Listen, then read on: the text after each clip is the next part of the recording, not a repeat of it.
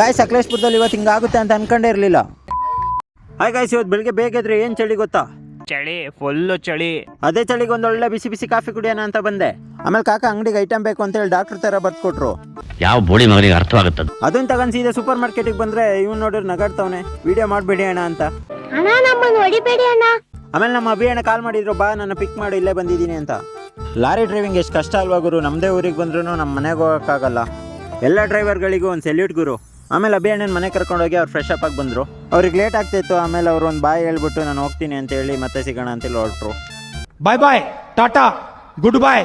ಒಂದು ನಾಯಿ ಮಲಗಿತ್ತು, ವೀಡಿಯೋ ಮಾಡೋಣ ಅಂತ ಹೋದ್ರೆ ಇವನು ಯಾವನೋ ವೀಡಿಯೋ ಮಾಡ್ತಾವನಲ್ಲ ಅಂತ ಅದು ಎದ್ದೋಯ್ತು. ಮತ್ತೆ ನೋಡ್ರಿ ಮುಂದೆ ಹೋಗಿ ಮಲ್ಕಂತು. 2026 ಎಲ್ಲರೂ ಏನಾದ್ರು ದಬಾಕ್ಬೇಕಲ್ಲ ಅಂತ ಯೋಚನೆ ಮಾಡ್ತಾ ಕೂತಿದ್ದೆ. ಆಮೇಲೆ ಊಟ ಹೋಟ್ಲಲ್ಲಿ ಮಾಡೋಣ ಅಂತ ಹೇಳಿ ಸೀದಾ ಸಕಲೇಶ್ಪುರಕ್ಕೆ ಹೊರಟ್ವಿ. ಹೋಗ್ತಾ ಇರ್ಬೇಕಾದ್ರೆ ಎಲ್ಲ ಕಡೆ ಒಂದೇ ಪೋಸ್ಟ್ರು, ನಮ್ಮ ಸಕಲೇಶ್ಪುರದ MLA ಸಿಮೆಂಟ್ ಮಂಜಣ್ಣ ಅವ್ರ ಬರ್ಡೇ ಅಂತೆ. ಅಣ್ಣ happy birthday, happy birthday, happy birthday to you. ಆಮೇಲೆ ನಾವು ಬಂದು ಒಂದು ಒಳ್ಳೆ ನಾನ್ ವೆಜ್ ಊಟ ಮಾಡ್ಕೊಂಡ್ವಿ. ಹಂಗೆ ಇವನ್ನ ಮಾತಾಡ್ಸ್ಕೊಂಡು ಹೋಗ್ತಾ ಇರ್ಬೇಕಾದ್ರೆ ಬೈಕಲ್ಲಿ ಪೆಟ್ರೋಲ್ ಖಾಲಿ ಆಗ್ಬಿಡೋದು. ಗಾಯ್ಸ್, ಪೆಟ್ರೋಲ್ ಖಾಲಿ ಆಗ್ಬಿಟ್ಟಿದೆ. ಇವಾಗ ನಮ್ಮ ಊರಿಗೆ ಲೇಕಿ ಗೋಸ್ವಾಮಿ ಬರಬೇಕು. ಲೇಕಿ ಗೋಸ್ವಾಮಿ ಬರ್ಸ್ಬೇಕು. ಪೆಟ್ರೋಲ್ ಬೇಕಾ?